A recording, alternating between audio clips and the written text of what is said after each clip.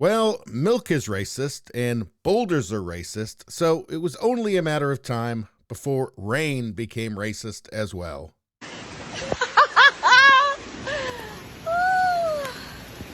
You and I both know that you are capable of enjoying the rain and frolicking freely without filming it and then posting it to TikTok.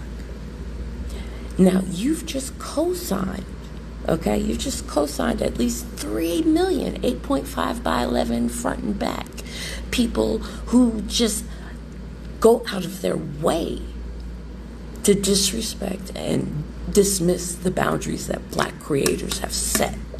And now you're one of those people. So I guess my question would be, why?